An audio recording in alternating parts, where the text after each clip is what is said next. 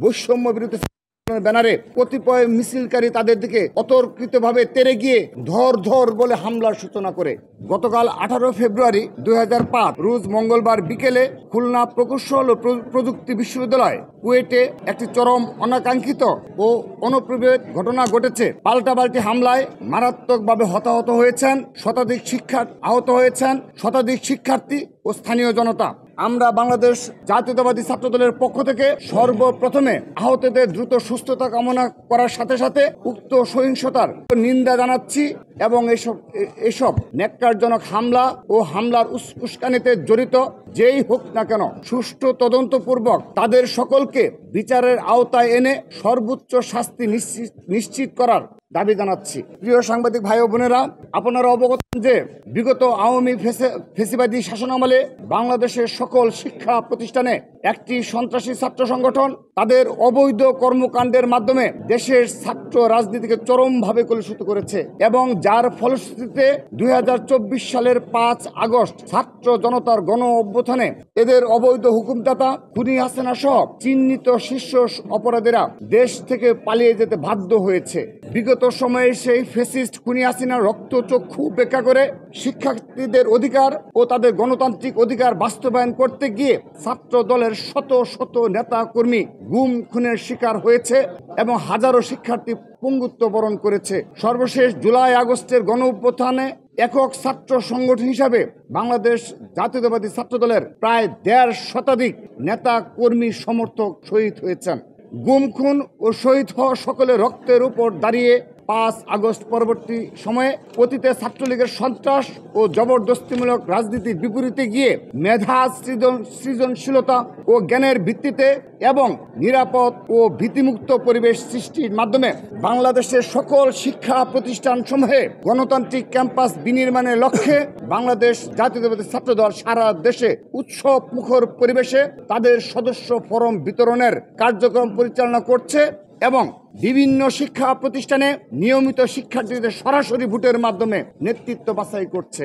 কিন্তু ছাত্রদলের এই প্রকাশ্য গণতান্ত্রিক ইতিবাচক কর্মকাণ্ডে দেশ বিরোধী অপশক্তি প্রতিহিংসা পরায়ণ হয়ে 5 আগস্ট পরবর্তী সময় থেকে ব্যাপকভাবে সোশ্যাল মিডিয়ায় এবং প্রকাশ্যে মিথ্যা প্রপাগান্ডার মাধ্যমে বহুমুখী ষড়যন্ত্রে লিপ্ত হয়েছে। ছাত্র জনতার গণ অভ্যুত্থানে 5 আগস্টের পরাজিত শক্তি এবং 5 আগস্টের পূর্ববর্তী সময়ে যারা ছাত্রলীগের সন্ত্রাসীদের সহযোগী হিসাবে তাদের সকল অপকর্মের বৈধতা প্রদানে ভূমিকা রেখেছিল, সেসব নামধারী অপশক্তি বাংলাদেশের শিক্ষা প্রতিষ্ঠানগুলোতে গোপনে তাদের সাংগঠনিক কার্যক্রম পরিচালনা করলেও প্রকাশ্যে গণতান্ত্রিক চর্চা বাধাগ্রস্ত করে মব সংস্কৃতির মাধ্যমে বিভিন্ন অনাকাঙ্ক্ষিত পরিস্থিতির সৃষ্টি করছে এবং নাগরিক হিসাবে শিক্ষার্থীদের প্রাপ্য গণতান্ত্রিক অধিকার হরণের অপচেষ্টায় লিপ্ত থেকে অতীতের ফ্যাসিস্ট সন্ত্রাসী সংগঠনের ন্যায় অগণতান্ত্রিক আচরণের পুনরাবৃত্তি ঘটাচ্ছে।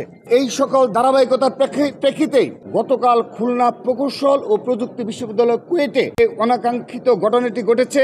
সেটি নিয়ে অনলাইনে ও অফলাইনে সত্য ঘটনাকে আড়াল করে অপপ্রচারের মাধ্যমে বাংলাদেশ জাতীয়তাবাদী ছাত্রদলের নামে যে মিথ্যা অপবাদ চারদিকে ছড়ানো হচ্ছে তার প্রেক্ষিতে আমাদের সংগঠনের নৈতিক ও রাজনৈতিক অবস্থান ব্যাখ্যা করার বিষয়টি অতি জরুরি হয়ে দাঁড়িয়েছে। এক্ষেত্রে বলে রাখা প্রয়োজন, ইতিমধ্যেই আমাদের সিনিয়র সহসভাপতি আবু আফসান মোহাম্মদ ইয়াহিয়ার নেতৃত্বে একটি সরেজমিন তদন্ত টিম খুলনায় গিয়েছেন এবং ইতিমধ্যে আমরা সেই রিপোর্টও পেয়েছি। তাদের প্রতিবেদন ও পুলিশি বা প্রশাসনিক তদন্ত প্রতিবেদন আসার আগ পর্যন্ত কোনো পক্ষই যেন উপসংহারে টানা সম্ভব বা সমীচীন নয়। তবে ভুক্তভোগী শিক্ষার্থীদের বয়ান, সংবাদ মাধ্যমে আসা প্রতিবেদন, ছবি ও ভিডিও প্রমাণের ভিত্তিতে যতটুকু জানতে পেরেছি সে অনুযায়ী গতকালকের এই অনাকাঙ্ক্ষিত ঘটনার সূত্রপাত হয় বৈষম্য বিরোধী ব্যানারে।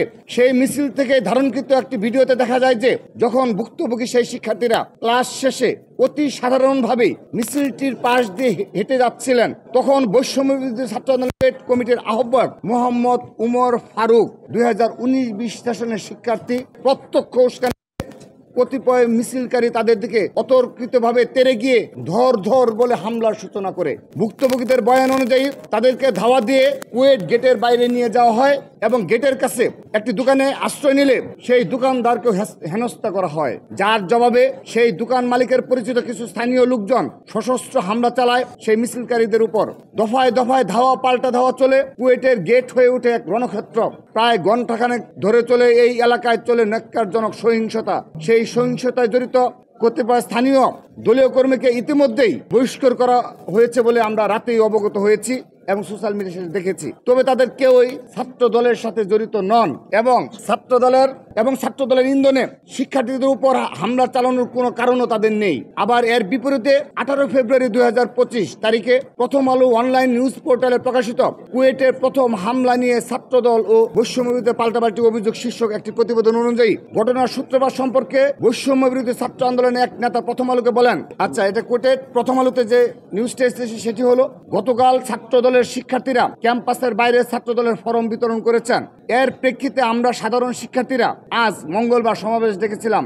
আমরা উপাচার্যদের কাছে একটি আবেদন করার কথা ভেবেছিলাম যে এই ফরম বিতরণের সঙ্গে যারা জড়িত তাদের যেন বহিষ্কার করা হয় এবং ভবিষ্যতে যেন কুয়েটে কেউ কোনো ছাত্র সংগঠন করতে না পারে। এটি হলো প্রথম আলোতে একজন সাধারণ শিক্ষার্থীদের বৈষম্য বিরোধী একজন শিক্ষার্থীর উদ্ধৃতি। কিন্তু পরবর্তীতে জানা যায় যে বাংলাদেশ জাতীয়তাবাদী ছাত্র দলের পক্ষ থেকে উক্ত সদস্য ফরম পূরণ কার্যক্রম অংশগ্রহণ শুরু না হলেও বাংলাদেশি জাতীয়তাবাদী আদর্শে উজ্জীবিত শিক্ষার্থী হিসাবে পরিচিত বলে তারা সহ আরো কিছু শিক্ষার্থীকে হেনস্থ করার উদ্দেশ্যে চিহ্নিত তালিকাভুক্ত করে সাধারণ শিক্ষার্থী ব্যানারের আড়ালে লুকানো বৈষম্য বিরোধী ছাত্র আন্দোলন ও আন্ডারগ্রাউন্ড রাজনীতির ধারক বাহক ইসলামী ছাত্র শিবিরের গুপ্ত কর্মীরা এবং ক্যাম্পাসে রয়ে যাওয়া ফেসিবাদী নিষিদ্ধ সংগঠন ছাত্রলীগের কর্মীরা বাংলাদেশ জাতীয়তাবাদী ছাত্র দল কুয়েট ক্যাম্পাসে আনুষ্ঠানিকভাবে কোনো রাজনৈতিক অনুষ্ঠানের আয়োজন না করলেও এসব গুপ্ত ষড়যন্ত্রকারীদের ইন্ধনে সাধারণ শিক্ষার্থী পরিচয়ে তো মব মিছিলটি শুরু করার আগে ক্যাম্পাসে ছাত্র দলের রাজনীতি নিষিদ্ধ করার চেয়ে ক্যাম্পাসে বিশাল ব্যানার টানানো হয়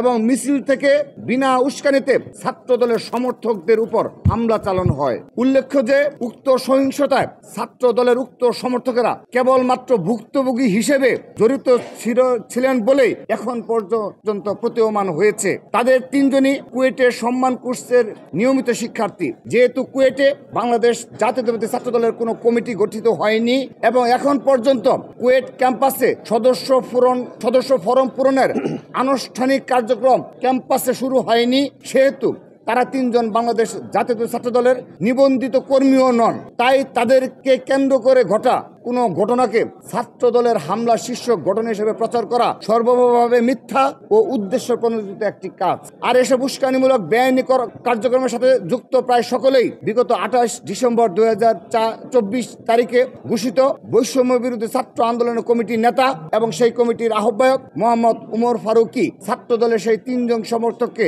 ধর বলে প্রথমে তেড়ে যান এবং সবাইকে মারধরে একত্রিত করেন।